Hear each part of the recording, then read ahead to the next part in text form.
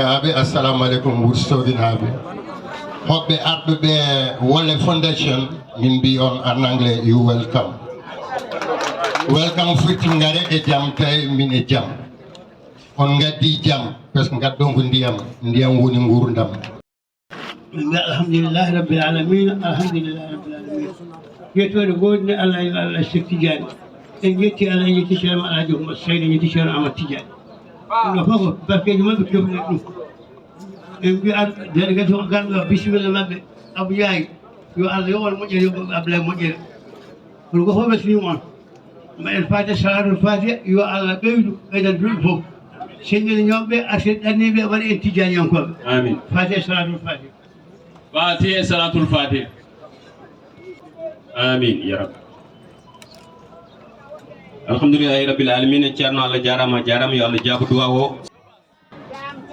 emin mbiyamo oɗo ñalawma koye ñalawmaji o jeeya ko hoɓɓe makko bandi ko en yeeso makko e caggal makko jaɓɓinimo min calmini seeremɓe wuro ngo ardade Mamadou Abou Sy haala ka juutata la jama Ndiaye neɗɗo ene wona koolaɗo taw wona koolaɗo aduna jaɓɓima ɗo ko fuutankoɓe yirlaɓe jaɓɓima ɗo ko kawma en jaɓɓima ɗo ko sehilaɓe ma jaɓɓima ɗo ko bande en ɓe dawduɗa gonduɗa ganduɗa ɗumen e hoolare koolaɗo ma koolaɗo aduna ono Ablaye Madina Gounass koolaɗo Ceerno Amadou Tidiane Alhaji Masseydou koye yamirare makko jaaten koye yamirore makko jaata koye golle makko jaata kala ko walanimo welani en kala ko waɗata mo en mbaɗata emin mbima noon bisimilla ma ano eko gummidiɗa eko garduɗa ha koota e yeeso Amadou Tidiane Alhaji Masseydou min mbima a jarama wiyetake ya haalan Ablaye Madina Gounass par ce que ɗo joni ɗo omono huccite ma on huccite aduna o koye yemirore makko jaata koye golle makko jaata emin ñaago Allah hoorare nde Allah tottuma hakkude ma e Ablaye nde yallah hokke fandinde min beltima noon min mbawa teddindema ka yiyani min mbawa holludema ka waɗani min mbawa holludema ka gollaki emin kolluma noon Wuro Soogi eko taari Wuro Soogi debbo e gorko mbima a jarama e oɗo ñalawma hunde fof noon ene jogui sababu Amadou Seydou Bass emin mbima Allah yi golle ma Allah yiɗi golle ma kaɗa wawno hannude e hoore ma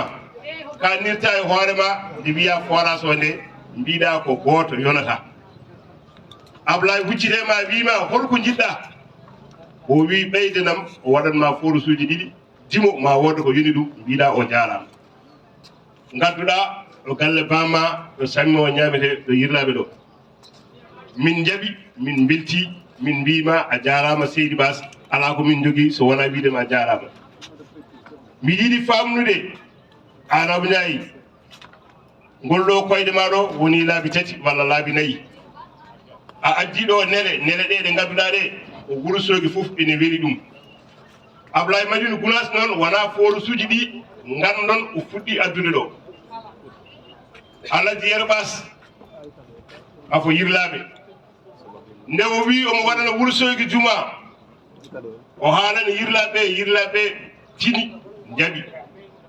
kanko Ablaye o addi ko million ngaji 20 o rewni koye junggo ma ɗum woni premier neldal makko ɗo e Wuro Soogi o rewni koye junggo ma rewne junggo Alassane Kodde rewne e junggo juma o ha timmi Ablaye so wiyama addi ɗo ndiyam o addi ɗo ko heewi o addi ndiyam o addi juma emin ñaago Allah noon ko jogui ko e haqqille mo jogui o yo ɓoydu hen ko wi ko mi heeɗi hanki e konngol ɗo garɗon o wi kanko o jeeya kaake ɗe ko Allah jeeyi o luɓa neɗɗo noon so andi ɗum duudna hen wadda hen ko foti e ko haani ko luɓa ko o holli bandiko en o luɓi kankone omono luɓa bandiko en emin ñaago Allah yallah hokkuma tawdi ñalawma janggo amin Wuro naɓe yalla teddinen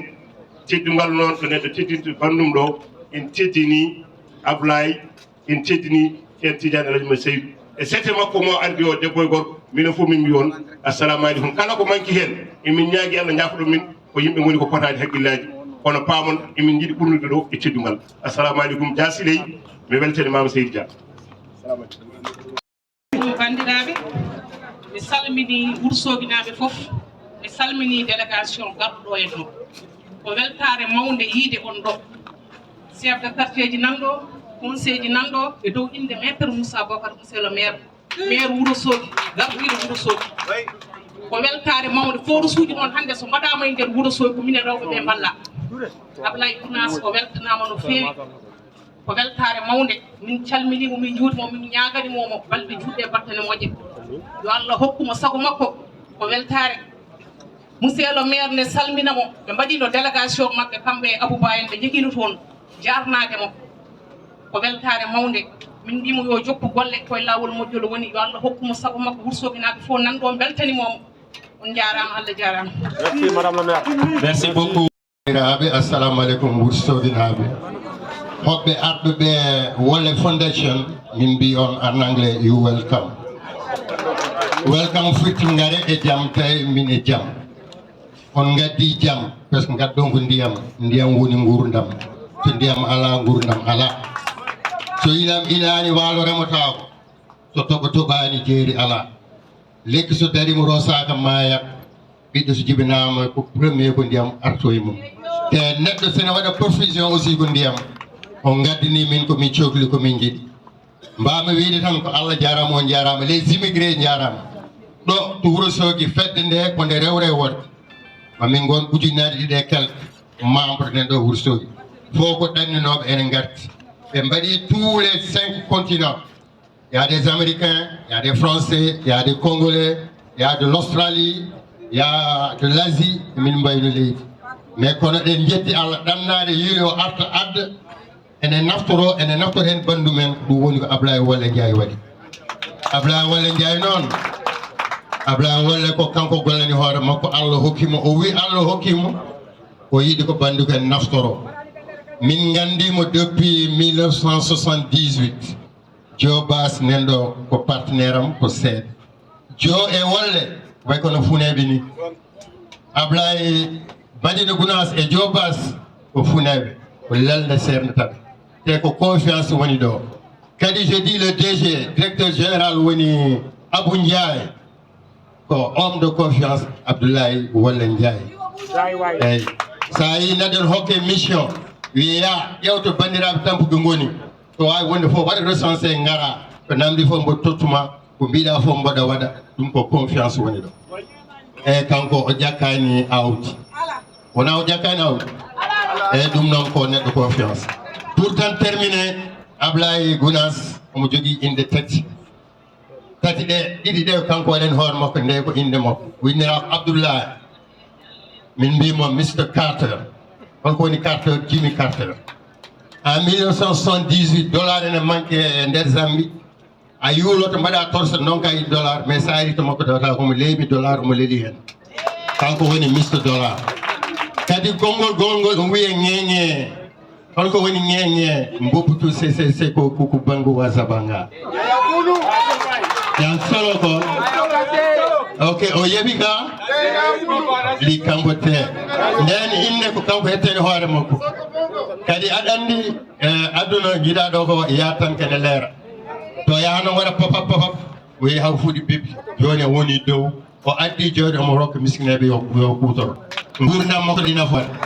yo Allah wurnumo ha yesso kamo kisal e cella minen immigré Wuro fof calni min beltanimo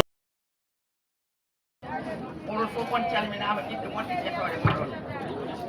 min calmini on e dow inde monsieur le maire ministre Moussa Bocar Thiam min mbiya on bisimilla e Wuro min calmini on inde elɓe maɓe Wuro naɓe e min calmini on dow inde jeunesse Wuro min calmini on dow inde immigré en ko rewɓe Wuro noon cakkito par ce que tampere nde Wuro naɓe rewɓe jeeyi banggue ndiyam Wuro naɓe rewɓe gaddana so ndiyam manqui ko rewɓe tampata hen min calmini délégation Ablaye Wolle Ndiaye o min juuri Mamadou min mbi bisimilla mabɓe min mbeɓe kadi ɓe jarama e min ñagano Allah Ablaye yo Allah ɓeydan ɗum yo Allah ɓeydan mo minen kam min ngala gabla yobde mo Allah jarama o jarama onon délégation waɗi on jaara min ɗonon bisimilla ɗo ɗe Wourossogui min calmini fof min juurima fof weltare tan e inde ɗanniyankoɓe artuɓe région de Matam fof hanki min keɓino hokkude fondation Abdoulaye Wolle Ndiaye e gardugol Elhadji Abdoulaye Wolle Ndiaye wadde mo président d'honneur fedde ɗanniyankoɓe artuɓe région de Matam e wadde Abou Ndiaye vice président d'honneur fedde ɗanniyankoɓe artuɓe région de Matam kono enen ko ɗon doole men kaali eɗen ñaago laamu men état du Sénégal e région meɗen emin jogui ɗo ko wiyete cadre migration et développement ardi ɗum ko monsieur le gouverneur fedde nde ene jeeya hen e nder cadre o amin jogui ko wiyete comité technique restreint ko sappo goni hen en tant que président régional mboɗo jeeya hen te cadre o ƴeewata ko affaire développement taw ko ɗanniyankoɓe e holno mbaɗirte ha région o waɗa développé no haaliri ni ɗum noon amin ñaagol autorité ji ɗi monsieur le gouverneur nde fondation Abdoulaye Wolle Ndiaye jeeyete e on cadre nde Abou Ndiaye waɗete e comité technique restreint o jeeye hen par ce que ko ɓen ciinata golle ɗe so ɗum ɓenni eɗen ñaago état du Sénégal eɗen gandi golle mabɓe donc ɓe mbaɗe distingué e keɓa distinction ko wiyete chevalier de l'ordre national du mérite par ce que eɓe mérite ɗum eɓe golle mabɓe ene mérite ɗum ɓe mbaɗe reconnaître e nder leydi he ɗum ɗo joni ko jiɗɗo yettinde mi salmini foof assalamu aleykum wa rahmatullah assalamu aleykum wa rahmatullahi awuzu billahi mina cheytani rajim caggal yettude Allah e nelaɗo mum mi yetti jinnabam mi yetti bandiraɓe Wourossogui foof mboɗo jogui weltare hen noon weltare nde adori tan ko Allah hokki babiraɓe Wourossogui waɗano baba Hadji en baba Ismaïl Dore en joɗinoɓe ene ndena ndiyam Wourossogui e baba Siley Diagne hande ha ndiyam Wourossogui yettiɗo ɓen hande so tawi neɗɗo fuɗɗo idade wadde remercier joguinoɗo ndiyam Wourossogui koto mabɓe idorto woni mawɓe diaspora ɓe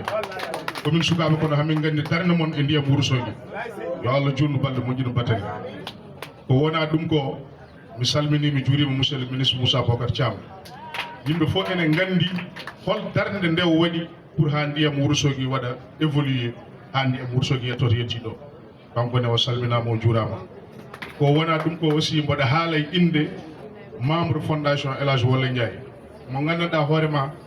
fooɗime ko gardiɗo golle o woni Elhadji Abou Ndiaye mi salmini mi juurimama mi wima merci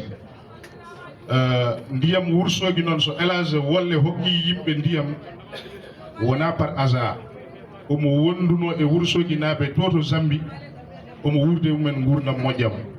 ko wayno baba Dio en baba Soyel en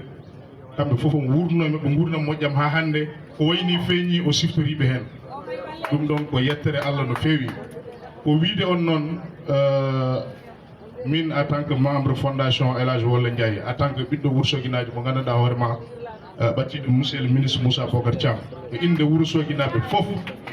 mbiɗo jarano Elhadji Abou Ndiaye ko suuɗi e ko feeñi somi wi ko suuɗi omo andi somi wi ko feeñi yimɓe fof ne gandi donc ko suuɗi e ko feeñi mboɗo jarano membre CTO foof ko minen ndennuno campagne o minen ndennuno caravane o mais a yiyata hen kaaɓo a yiyata hen mettino nde wonno gardiɗo o fawi min tan koye lawol o ƴeewi wonɓe lawol kadi o wadde minen mum quoi donc bandiraɓe on calminama on juurama vraiment Wourossogui naɓe yo Allah hokku en kala no moƴƴere are Fouta tawni yetto Wourossogui bandiraɓe Wourossogui naɓe onon foof min calmini on goto e moon foof inde tawi kadi ne wondi e yettode mum tawi calminani ɗi ko ɗimin guittide ɓuuri lugguidde e nder ɓerɗe amen fewde e moon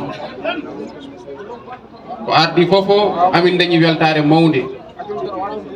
e jaɓɓugal mawgal jaɓɓugal jotgal ngal ɓiɓɓe Wourossogui naɓe eko takki mum jaɓɓi ɗo hanki tawi ngal ɗon jaɓɓugal jaɓɓaɓe ɓe ene kandi hen saabu amin gandi wona minen jaɓɓa amin gandi jaɓɓa ko Thierno Alhaji Ahmadou Tidiane Ba khalifa tedduɗo mo Madina Gounass momin gari e yamirore mum amin gandi jaɓɓaɗo ko mawɗo men boƴ mawɗo men moƴƴo baɗirowo Allah o woni kaw Elhadji Abdoullahi Wolle Ndiaye ɓeɗo noon ina kandi e jaɓɓede hono jaɓɓugal jaɓɓiɗon hanki ngal amin mbi on Allah jarama on jarama ɓe ko minen notaniɓe ɗo hande kono amin gandi wona minen jaɓɓa so tawi ɗum ɓenni en calmini mawɓe dental Madina Gounass taweteɓe ɗo en calmini almami wuro ngo en calmini joom wuro ngo en calmini monsieur le maire hayso tawi o tawa ko ɗo notaniɓe on ɗo cukkoji makko eko nandi hen kamɓe foof en calminiɓe caggal ɗum en calmini sukaɓe e rewɓe Wourossogui naaɓe goto e moon foof inde toon wondi e yettode mum mi salmini bandiraɓam jaydiyankoɓe taweteɓe ɗo e Wourossogui ɓe ganduɗa ko notaniɓe radio ji e téléji goɗɗi ha e radio ji e télévision ngaji taweteɓe ɗo e nder Wourossogui onon foof mi salmini on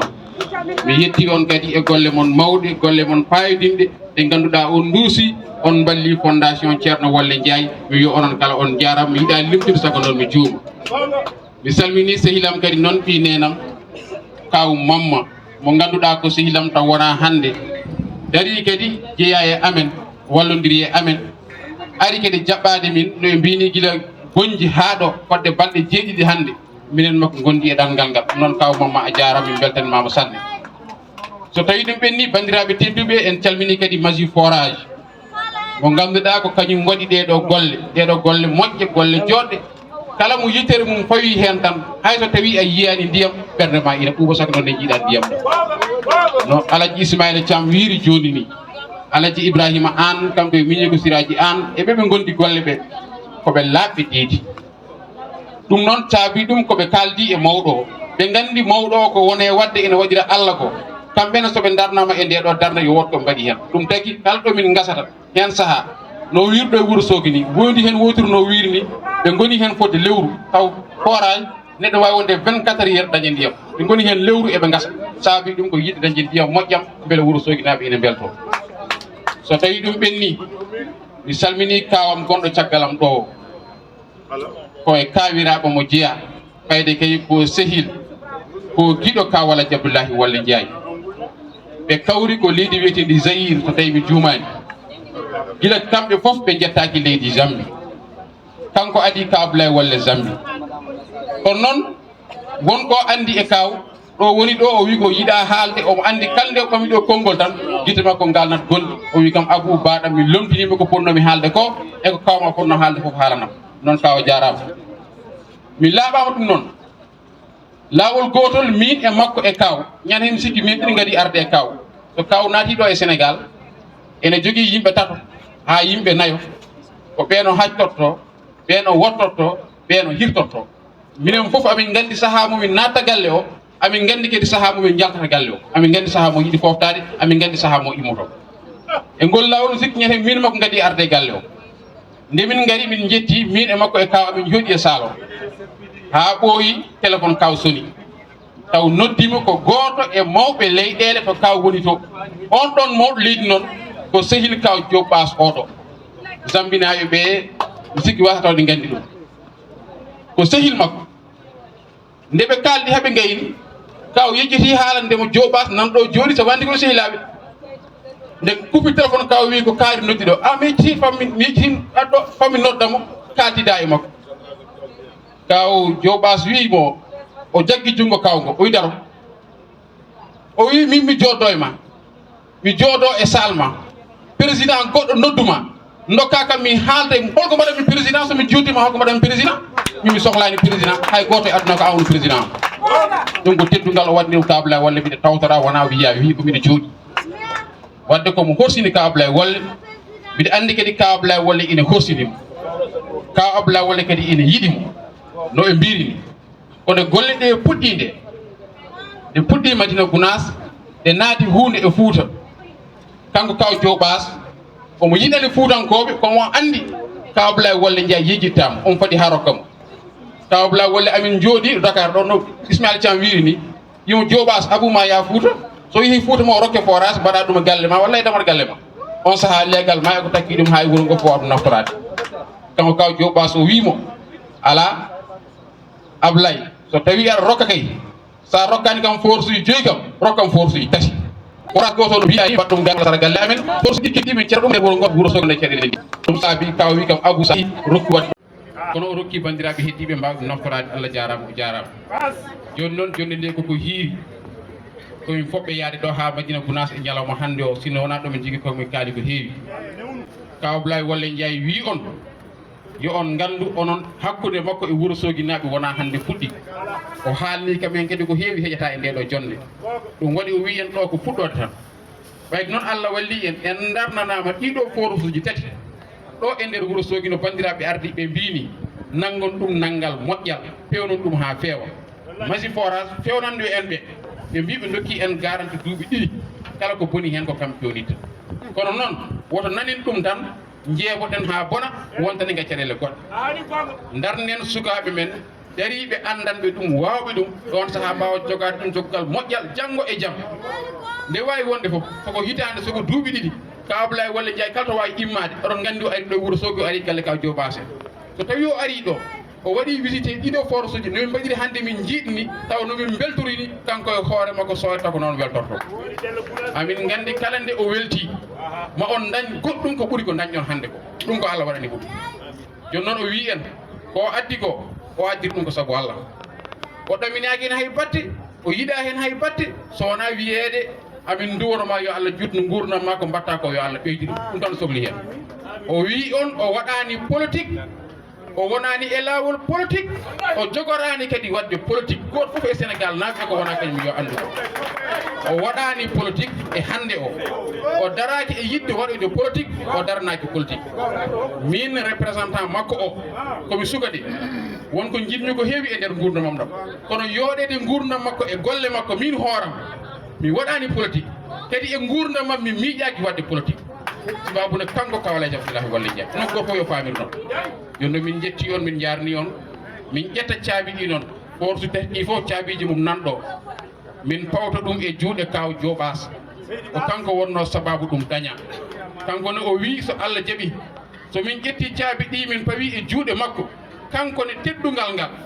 omo itta ɗum omo fawta ɗum e juuɗe monsieur le maire maître Moussa Bocar Thiam mo ganduɗa hande ko Allah teddini ɗum kam woni maire mo Wuro Soogi saabu ko waɗa ɗo ko kanko walla kanko fonno yaade o yiiloyo o addat o rokka Wuro Soogi naaɓe ɓiɗɗo Wuro Soogi goɗɗo yiidima addima ñaagui so addi wattata koye juuɗe makko hande kanko woni ɗo goɗɗo so ari kadi ko noon continuirta noon kanko kaw Diobase joni o ara guitten caabiji terɗe fof pawoyɗe juuɗe makko o fawta juuɗe monsieur le maire ɓe balla en noon forasuuji jogue joggol moƴƴol ko alda e politique ko alda e hay batte so hawre e wiɗede jomiraɗo